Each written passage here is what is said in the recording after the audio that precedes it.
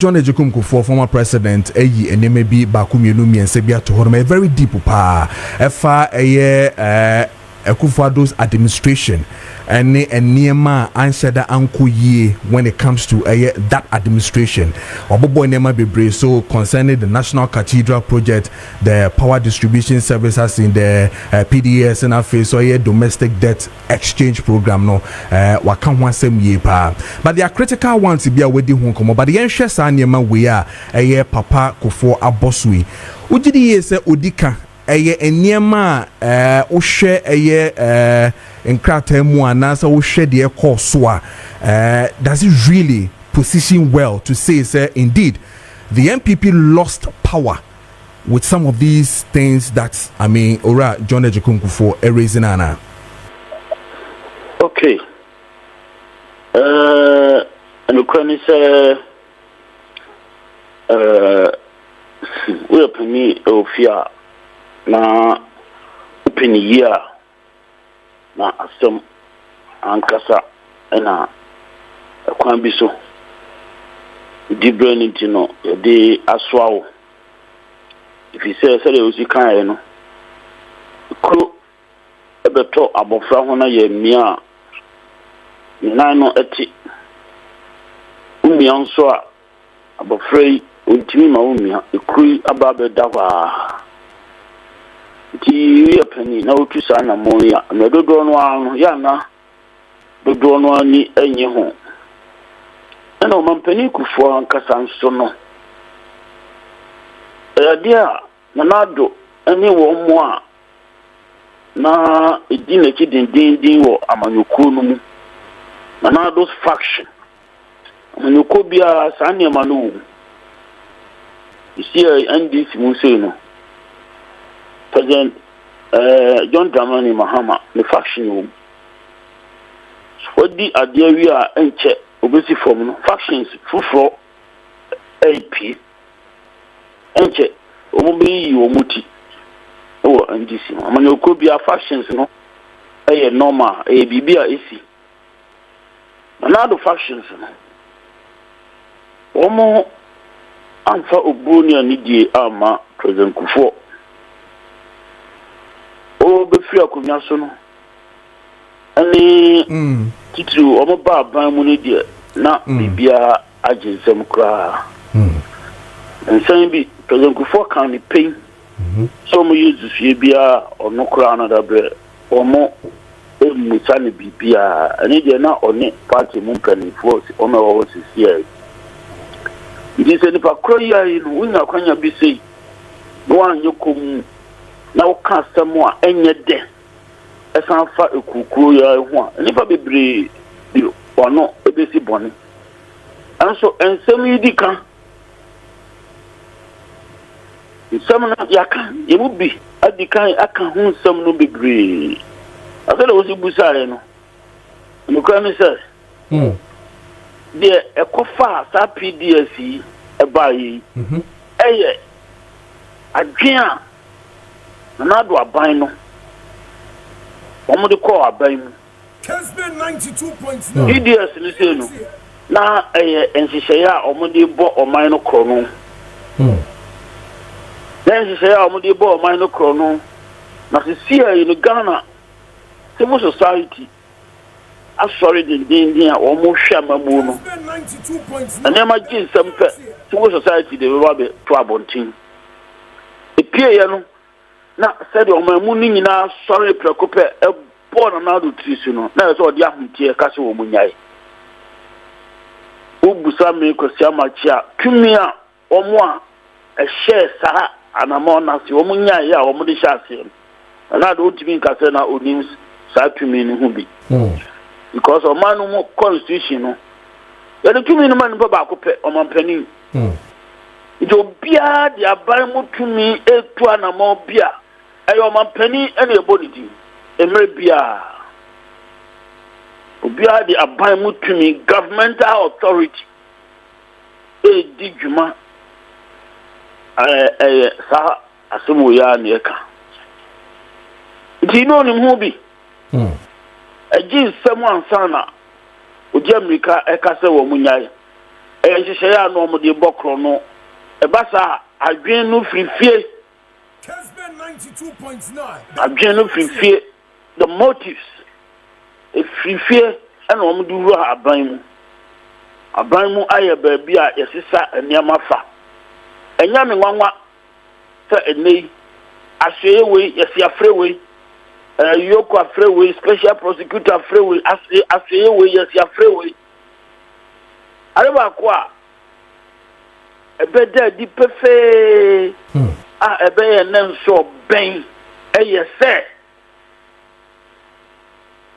ana do share da ma kwan se ye tu sika kokko ye forest mu eno de na ye nan so ben Kesben 92.9 the biachi na jinsam almost saw man no kra poto na jinsam ini abani omapani ko for say opini so ni journalist bia ebe kasa afana na do aban ho a opo nsem bi wo ho a ontimi nka nhye ne saa enei otifie de so be body tisu say wan kan nsem a ese so ka unya peni pe nsem ni bibiri wo ho a chichina wo so ka uyi PDS to nche mi no aka wo bodi no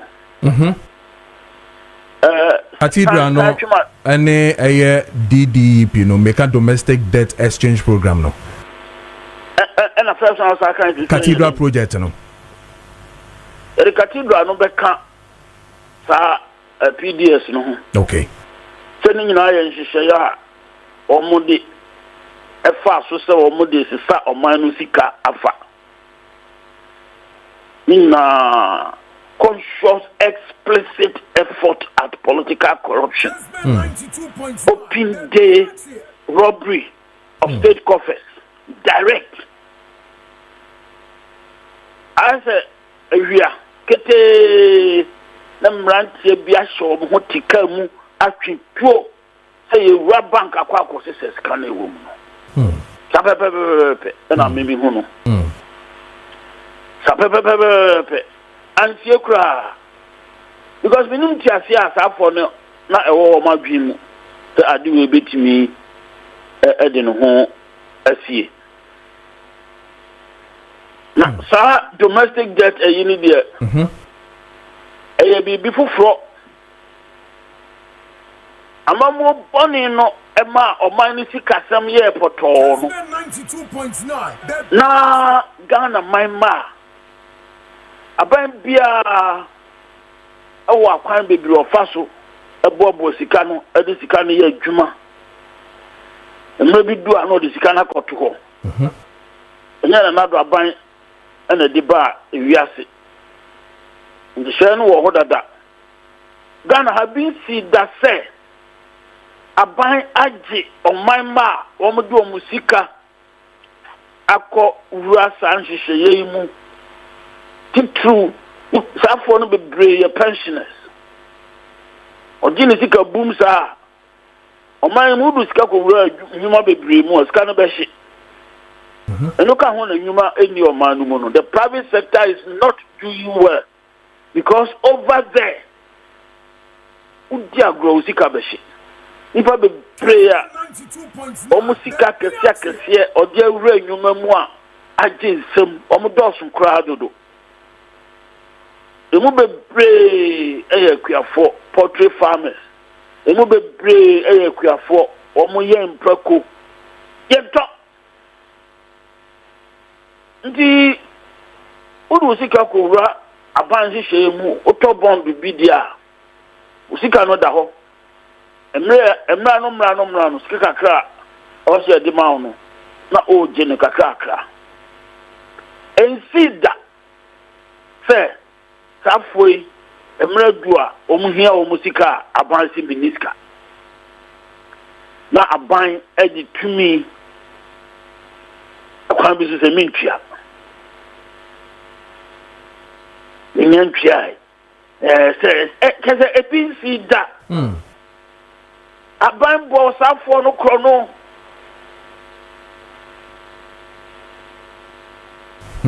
wamwa Nanya warm per setchina or triaquatre. Naturally, magic scanning in our bank, edit to me, yes, selling in our bank bobocro. A binding to me. So, and she said, from home, a home seminal, or very no, unilaterally, through power. A bank boss out for no chrono, Nipa be play Sika Eshim. If you know who You're correct. Minim catch be o here sika e de ne yira ko ayaresa. You know for a crow aba be shim kakraka. O here sika de ahwe ne yire. Awura na wu. Ho. Alright, amamo boni a. Ensem mako ejina ho kire amamo boni ho nsem na ye kan. Nsem a ejina ho kire amamo boni bad governance. Ho nsem ne ye kan. Na the dan ko akufo ado djuma obedi ye ho nsem ene ye kan. Yeah, be share the effect ebema anansusan so ebeba even the NPP in 2028 the end, but the late Chairman Rollins etoto ora John Agyapong Kufuor in terms of the effect, the impact of these two. I mean, one is late there. Oshe Chairman Rollins, where he will put his feet down. So what can kukum na mantia or public beka to really raise the red flags. Now here is the case we are having Ora John Agyapong Kufuor also talking after yewe anase amamono entumi engineer NDC for abano. Is it the fact that, like he himself rightly said, the shifts in policy direction, he didn't even get it again? Am I wrong in saying that they crippled him when it comes to his effect, his impact when it comes to the NPP? Crippling him. One man akwanya amanantimi amfanano anto. Yes. Amamuno. No. It means who say. I was here can say Omukepono simply because our mamu emledu noano omampenia wabako amanyuko noamu yana womo eyekum ema space sade bayo omampenia otia kunwa so no ono se de nim bia no nti ase ebe ya adwuma eno kra ni se amamo enhihye ahodo wo ho enso Ghana ye hwedo do no a ye ka se podcast scientist ayam pensem mo kan se NPP ni NDC enso so ye kese bia ni wo mo ntem. Okay, in terms of policies in their general terms. Omunina eco IMF and the World Bank. Omunina using neoliberal principles. Generally, omunina operating market policies. It do maybe crana. What you say MPP in terms of political ideology say operating from the right. As you say. Omo boama ankrankre enyuma ekoso se wo hwe MPP enjehye bebre school feeding NHIS and now do free SHSE omo ye more to the left NDC. Okay, in reality. Okay, and the basic principle is that major policy directions party ni and so and so at the same time, so far presidents no no two presidents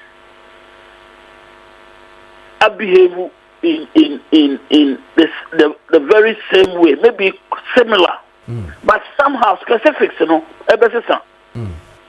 specifics na better no ebegina discipline omampani chrono ediba aban.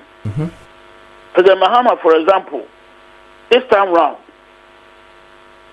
what that discipline be adi, and na done what you or manisi kasem so emritia fiscal discipline on yes kabasa on ye abansi kabasa and no inflation no eda baby eda, and so at the same time food inflation, for example, can we almost say I was slow. I'm saying about 6.6% as of general, but food inflation is around 20. Yeah.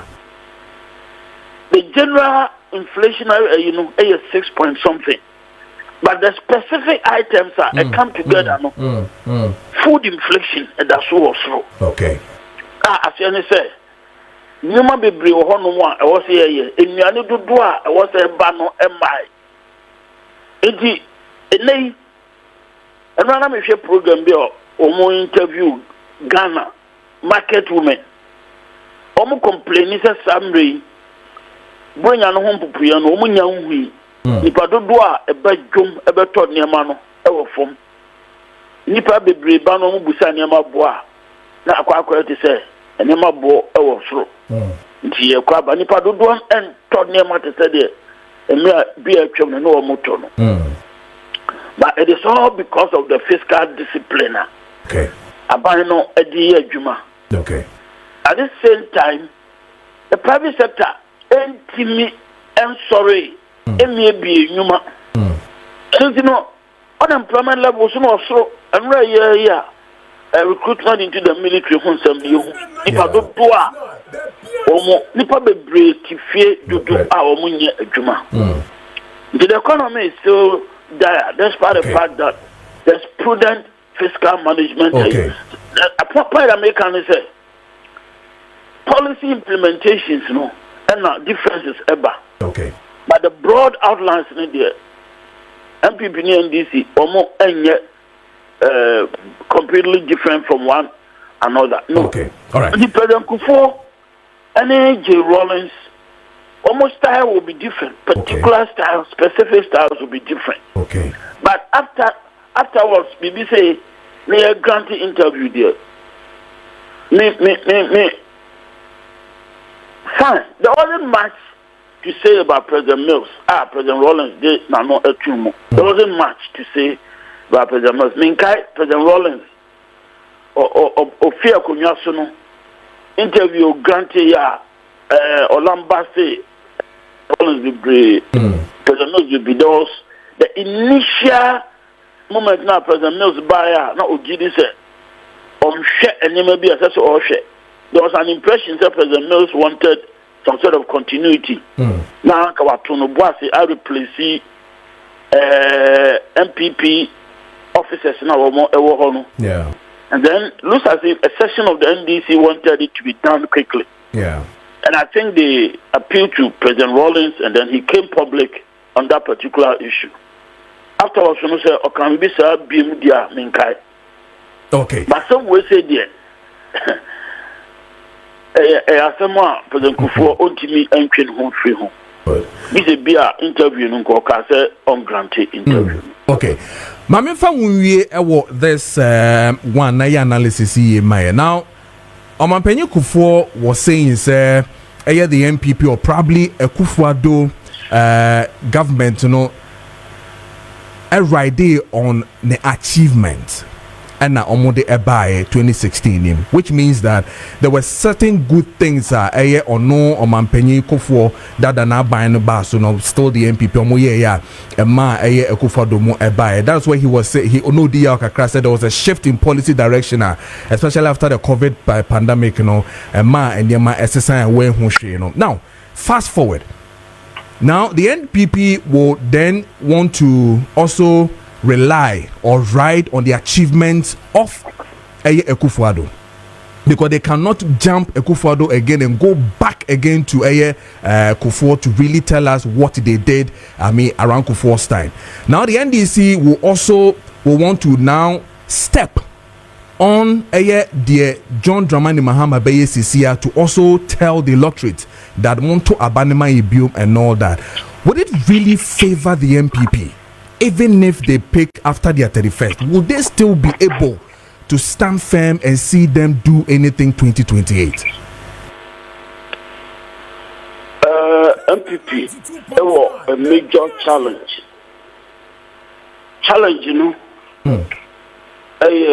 What I call the politics party anymore after Nanado Ifi Akonyasu. Now politics one more April Debre the Nipano the same factional issues Nipano do one at Dr. Domiachi Honorable Ken Agyapong, Brian Agyapong, and so on and so forth.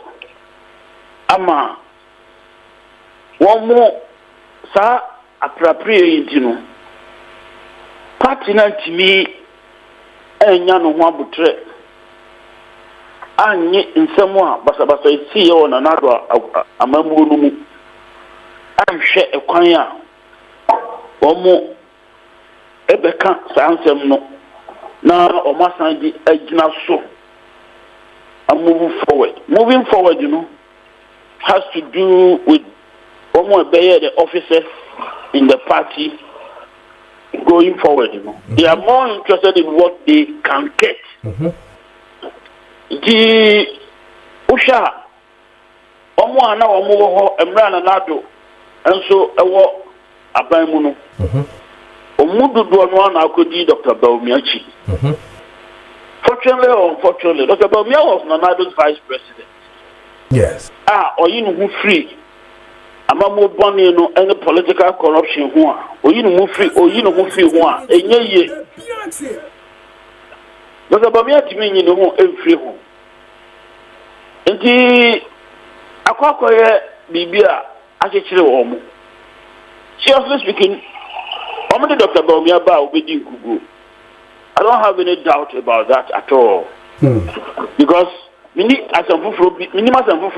Baumia be Ajina baby Ama will be at Tiano. Me say I'll be very interested in what new he has to say. Okay. And especially the contribution Nanado Abaimu. Said the Nema is Jinsem a Potono. And to some extent, on one office, there are issues there at the right time, maybe how he will respond to those things. And there's this major argument that Dr. Baumia Ichnahoma continuity of Nanado's governance because officers do Donwa a Sunwo, Nanado Abamuno, almost do Donwa the good Dr. Baumiachi. In the event, he said, Obenya Kwanya Abayo Mampenino, or the Sapo Nana Ebibu or Mino. A basa and such a bay, Nana or mine Ghana. Titru Emra, and yet, as someone yet can ya no keke. Corruption allegations be brea appear a fast officers crown. Is he going to parade those same people who are working wounded politically? The a party no. You will expect that Komobeye a complete break from that past now. A standing accused to use Martinami do say that stand accused as the mother serpent of corruption. As a community making a complete break from that past. Okay. Okay. And the next elections one, it is not for the NPP to win. Okay. As way, and I will say it anytime. Next elections on NPP. It it is for the NDC to lose. I said you're saying.